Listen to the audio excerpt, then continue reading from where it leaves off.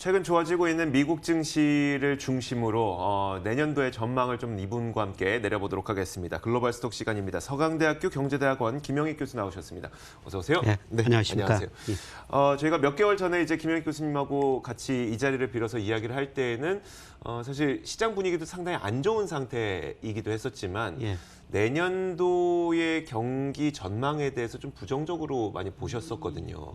최근 들어서 뭐 통화 완화 정책도 계속 나오고 있고 미중 합의에 대한 기대감도 커지고 있고 혹시 이런 상태에서는 뷰가 변하셨나요? 아니면 여전히 좀 비슷하실까요? 네, 여전히 저는 비슷한 견해를 유지하고 있습니다.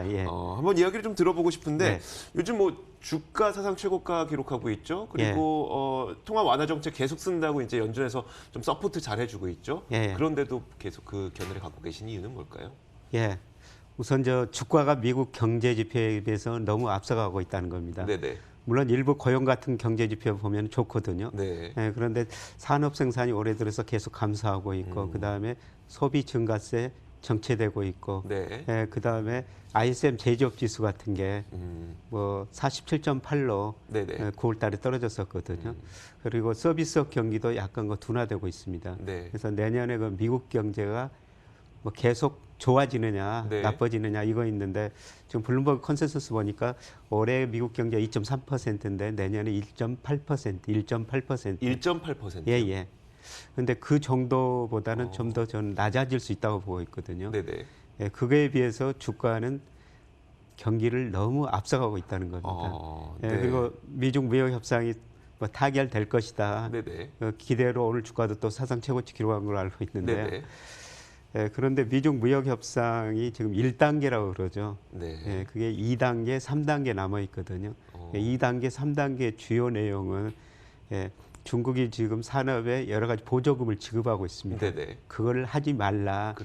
그다음에 중국의 자본시장, 금융시장을 안전히 개방해라. 그래서 1단계는 어느 정도 마무리된 것 같은데요. 또 이거 끝나면 2단계, 3단계 계속 협상을 해야 되는데 여기에 또 계속 그 진통이 있을 거라는 겁니다.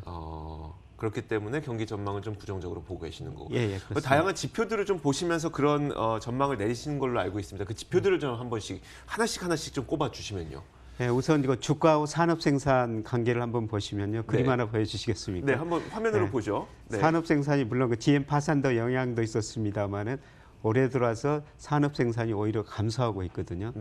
과거 보면 주가하고 산업 생산하고 방향은 거의 같은 방향이에요. 근데 올해 들어서 산업 생산은 줄어들고 있는데 주가는 더 많이 오르고 있죠. 그 괴리가 발생하고 있다는 겁니다. 그래서 이 괴리를 좁혀가자는 과정이 필요한데요. 이제 경제가 빨리 회복돼가지고 산업 생산이 늘어나죠. 저 괴리를 좁혀질 수도 있죠. 그러나 그런 상황은 아닐 것 같고요. 저는 주가가 조정을 받으면서 어느 정도 저 괴리가 좁혀질 것이다. 그렇게 보고 있고요. 그다음에 미국 주가가 얼마나 가대평가됐냐. 제가 다음 그림 하나 보여드리는데요. 저 그림은 미국의 산업 생산뿐만 아니라 비농업분의 고용, 그다음에 소매 판매, 그걸 가지고 주가가 가대평가됐냐, 가소평가됐냐. 저게 0 이상이면은 그런 경제 지표에 비해서 미국 주가가 가대평가됐다는 거고요. 밑에 있으면 가소평가됐다는 겁니다. 그런데 트럼프 행정부가 들어서면서 막 감세 정책, 경기 부양 정책 여러 가지 냈죠. 그래서 주가가 경기를 너무 앞서가고 있어요. 우리가 흔히들 뭐 주식시장을 산책 나온 개와 주인에 비교하는데요. 개가 주가하고 주인이 경기라는 거죠. 개가 주인 너무 앞서가고 있다는 거죠. 그래서 제가 11월 말로 한번 평가해 보니까 미국 S&P 500 저게 그런 경제 지표에 비해서 한 21% 정도 앞서가고 있습니다. 과대평가되고 있다고 보시는 거예요. 그래서 그 간격이 뭐 계속 유지될 수도 있는데 시간의 문제지 저는 좁혀지리라고 보고 있습니다. 좁혀지는 과정은 경제 지표가 빨리 회복되기보다는 빨리 증가세가 뭐 높아지기보다는 주가가 조정을 보이면서 저 간격이 좁아지는 과정이 내년이라고 보고 있는 것이죠. 알겠습니다. 사실 두 가지 시나리오가 다 가능은 할 것 같거든요. 뭐 주가가 여기 있고 이제 경기가 여기 있으면 경기가 좋아지면서 주가를 따라가느냐, 아니면 주가가 내려가면서 경기와 맞붙느냐, 뭐 이 두 가지 시나리오 다 가능할 것 같은데 일단 그 통화 완화 정책이나 이런 거를 많이 써 주기로 했으니까 그러면 이제 경기가 확장될 가능성, 그러니까 경기가 확장되면서 주가를 좀 따라갈 가능성에 대해서는 좀 어떻게 보세요? 그러니까 미국 경기 현재 굉장히 좋습니다. 네네. 2009년 6월이 경기가 저점이었죠. 네. 지난 11월까지 확장 국면 보이고 이달까지도 지금 확장 국면 보이고 있거든요. 네, 그렇죠. 126개월 역사적으로 가장 긴 확장 국면입니다. 네네. 그런데 내년까지도 이 확장 국면이 계속 지속될 것인가? 그렇죠. 근데 아까 산업 생산, 소매 판매 이런 것들이 그 중과세가 둔화되고 있다 이런 말씀을 드렸는데요. 네네. 그다음에 미국 GDP를 보면 GDP가 소비, 투자, 정부 지출, 수출로 구성되고 있거든요. GDP를 구성하는 요소들 보니까 수출은 이미 감소세고, 그다음에 투자, 건설 투자 큰 폭으로 둔화됐고, 그다음에 설비 투자가 줄어들고 있거든요. 네. 미국 경제를 유일하게 지탱하는 게 소비예요. 그렇죠. 소비가 미국 GDP의 70%를 차지하고 네네. 있죠. 그런데 소비 증가세가 계속 이어질 것인가? 예.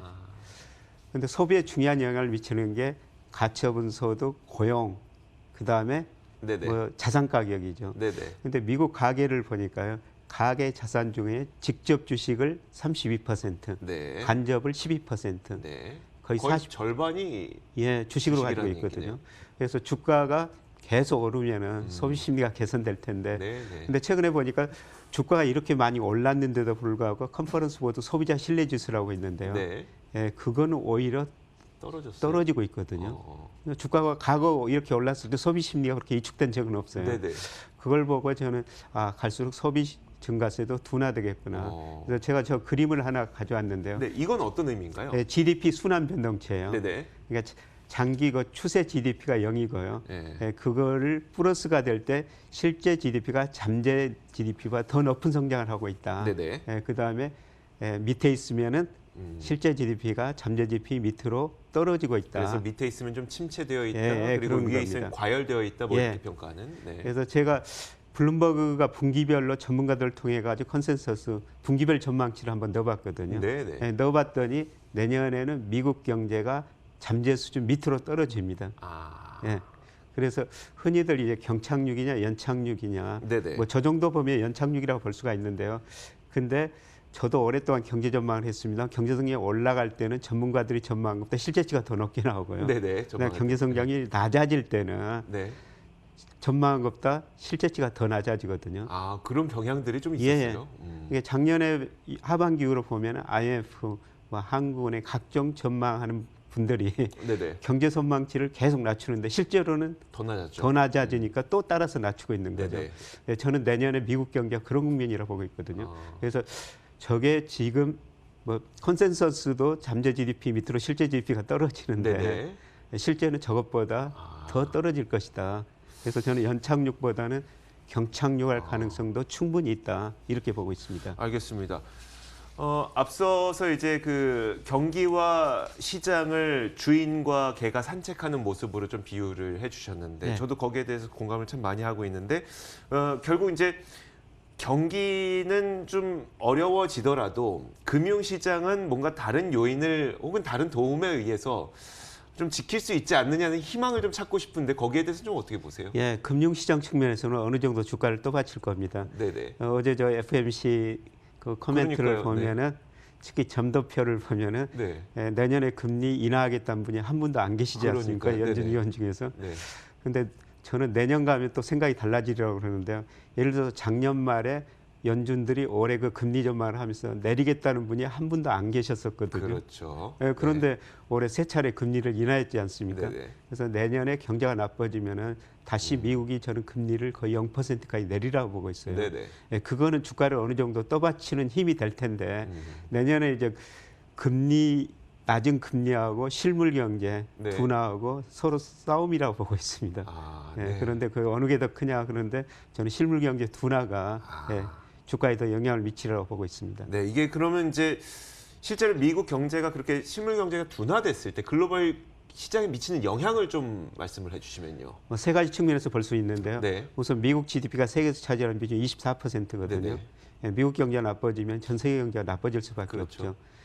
그리고 2008년, 2009년은 미국에서 위기가 발생하죠. 선진국이 마이너스 성장했습니다. 중국이 9%, 10% 성장했어요. 받쳐줬죠. 근데 중국 경제가 내년에는 한 5%로 성장률이 떨어질 겁니다.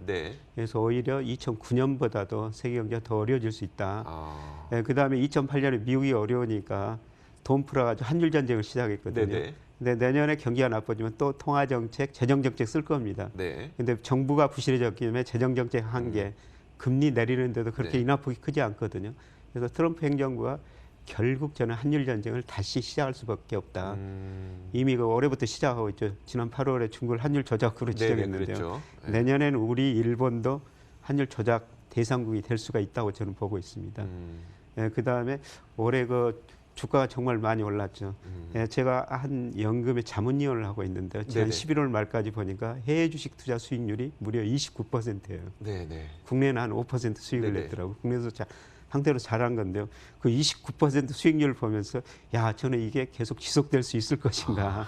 예. 네네. 예, 미국 주가가 떨어지면 또 전 세계 주가가 뭐 같이 그렇죠. 조정을 받을 수밖에 없는 것이죠. 거기에다가 만약에 미국 주가가 떨어지면 말씀하셨던 것처럼 그 미국 국민들도 40%를 뭐 직간접적으로 네. 주식을 들고 있기 때문에 갑자기 소비 심리가 악화되면서 이게 소비에 악영향을 미치게 되고 또 소비의 악영향은 또 미국 경기의 75%를 차지하기 때문에 또 악순환이 될 수도 있다는 그런 조금 어두운 전망입니다. 그 가능성도 한번 우리가 생각해보고 대응해야 될 필요는 있다. 예, 그렇습니다. 알겠습니다. 그 정도까지는 너무 과하긴 하지만 제가 말씀드린 또 너무 과하지만 알겠습니다.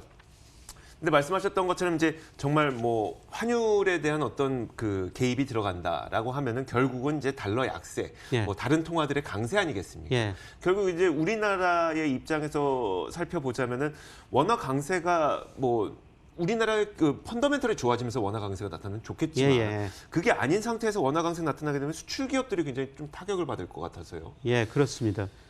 예, 우리나라 원달러 환율은 미 달러로 표시되니까요. 우리 경제 좀 별로 안 좋습니다. 예, 그럼에도 불구하고 달러 가치가 떨어지면 상대적으로 원화 가치는 상승할 수밖에 없죠. 예, 물론 최근에 우리 원달러 환율은 중국 이안 달러 환율하고 아주 상관성이 높거든요. 예, 중국 경제가 어려워지면서 아마 중국 이안화 가치가 떨어지면서 우리 원화 가치도 일시적으로 떨어질 수가 있어요. 근데 조금 더 멀리 내보내면 내년 한 해를 내다보면은 달러 가치 하락, 원화 가치, 이안화 가치 저는 상승이라고 보고 있습니다. 우리 수출 기업에는 별로 좋은 소식은 아닌 것 같습니다. 그런데 이제 노무라 증권에서 내년 코스피의 지수대 전망을 2,100에서 2,400 정도로 예상을 하고 있더라고요. 그러면 이런 그 전망을 내놓는 걸 보면서 어떤 느낌을 좀 받으세요? 뭐 일시적으로 저는 2,400은 갈 수가 있던데 하단은 좀 낮은 것 같다. 예, 지난 10년 보면은 전 세계적으로 주식시장이 큰 변동이 없었어요. 근데 장기적으로 보면은 큰 변동성이 꼭 10년 뭐 주기로 한 번씩은 있었거든요. 예, 저는 내년이 변동성이 굉장히 큰 해가 될 것이다. 우리나라뿐만 아니라 나머지 시장에서도요. 그러니까 내년에 변동성을 잘 활용하면은 큰 돈을 좀 벌 수가 있다고 생각하는데요. 그러니까 하단은 저것보다는 훨씬 더 낮아질 수가 있다. 그렇게 보고 있습니다. 그러니까 2,400을 가는 걸 굳이 부인할 필요도 없고 2,400은 갈 수 있다고 생각하는데요. 하단은 변동성은 굉장히 내년은 심한 한 해가 될 것이다. 알겠습니다. 우리나라는 계속 수출이 중요하다는 이야기를 할 수밖에 없잖아요. 그러다 보니까 이제 수출 경기에 따라서 내년 우리나라의 시장의 또 어떤 뭐라 그럴까요? 기업들의 이익 전망이 달라질 거고 이익 전망이 달라짐에 따라서 우리나라의 증시도 좀 달라질 것 같은데 사실 지난 11월까지 좀 집계된 FN가에 대해서 집계한 자료를 보면 그래도 내년에 코스피 200 기업들 정도까지는 한 이익이 29% 늘어나지 않을까라는 전망이 좀 나오고 있더라고요. 그러면 이거 좀 좋게 볼 수 있는 거 아니에요, 국내 시장은? 뭐 내년에 그 수출 경기에 달려 있다고 보고 있습니다. 올해 들어서 11월까지 수출이 한 10% 감소했죠. 아마 12월부터는 마이너스 폭이 크게 줄어들든지 아니면 내년에는 약간 플러스로 돌아설 수 있거든요. 근데 그거는 본격적으로 수출이 잘 돼서기보다는 뭐 기저효과 올해 많이 감소했으니까 내년에 증가할 것이다. 뭐 수출이 그림에 나오고 있으면 제가 전망해봐도 지금 저 선 오른쪽 부분은 전망치입니다만은 마이너스 감소폭이 줄어들다가 내년에 약간 그 플러스로 돌아서거든요. 저걸 보면은 뭐 세계 경제도 내년에 최근 또 OECD 선행지수 약간 반등했어요. 우리 수출이 세계 경제 선행하기 때문에 뭐 세계 경제도 저걸 보면 어느 정도 회복될 수도 있다. 그런 측면이 있는데요. 근데 지금 우리나라 올해 수출 보면은 중국하고 반도체 수출 때문에 수출이 큰 폭 감소했고요. 유일하게 우리 수출이 증가한 나라가 미국이거든요. 근데 미국 경제가 일반적인 컨센서스는 계속 좋아진다면 우리 수출이 저보다도 더 좋아질 수가 있는데요. 근데 미국 경제가 앞서 제가 말씀드린 것처럼 그렇게 좀 나빠진다면은 우리 수출 증가세도 내년에도 약간의 마이너스도 나올 수가 있다. 그렇게 되면은 뭐 기대했던 것보다 기업 이익도 그렇게 증가하지는 않을 것 같다. 예, 이렇게 볼 수가 있겠습니다. 미국 경기에 따라 예. 달라질 것 같다. 예, 특히 저는 저 일평균 수출 가지고 우리나라 주가를 전망하는데요. 네. 이 그림 저번에도 한번 보여드렸습니다만. 그렇죠. 지금 저 그림을 한번 잠깐 설명을 해주시면서 말씀해 주시면요. 그러니까 수출은 실제 일하는 날에 우리가 얼마를 수출했느냐. 네네. 그게 중요한 거거든요. 그래서 저가하고 상관계수가 우리 주가하고 0.88. 우리 주가하고 상관계수가 저렇게 높은 경제 변수가 없습니다. 네네. 네. 그래서 저거 가지고 주가를 전망해 보는데요. 2011년부터 2016년까지 정체. 네. 그다음에 2017년 때 일평균 수출이 많이 올랐어요. 그렇죠. 저 때는 삼성전자하고 SK 하이닉스. 네. 네. 그때가 상장 기업 두 기업이 영업이익 거의 48% 차지했더라고요. 네네. 반도체 수출이 엄청 잘 됐어요. 네네. 그래서 저 두 개 기업 주가만 올라가지고 주가도 오른 거죠. 사실 저 두 개 기업 주가를 제외하면은 뭐 우리 주가 지수가 2,000 지금 100 안팎인데 네네. 저걸 제거하면 뭐 1,730이다. 그러니까요. 뭐 이런 그런 거 얘기 추정치도 하더라고요. 나오지 네네. 않습니까? 근데 제가 내년 일평균 수출 한번 전망해 보니까요. 뭐 19억 달러, 일평균 20억 달러 안팎이에요. 네네. 예, 저걸 볼 때 뭐 주가가 저는 추세적으로 상승하기보다는 예, 뭐 계속 박스권 조정을 보이는데 네네. 계속 또 조정 국면이시다. 예, 그런데 내년에는 만약에 제가 전망한 것처럼 네네. 미국 경제가 미국 경기가. 경착륙한다면은 네. 미국 주가도 일시적으로 급락할 수 있고 하단이 변동폭은 굉장히 커질 수 있다. 내년에는 한마디로 저는 변동성이 굉장히 큰 한 해가 될 것이다. 네. 네. 그 변동성을 잘 이용하시면은 뭐 어려운 시기에도 충분히 네. 수익을 높은 수익을 낼 수 있을 것 같습니다. 알겠습니다. 자, 마지막으로 그 변동성이 커질 때는 좀 투자자들이 어떤 식으로 이용을 해야 되는지 좀 조언을 부탁드릴게요. 네, 저는 뭐 좋은 종목, 뭐 배당 투자를 꼭 해야 된다고 생각하고 있고요. 네네.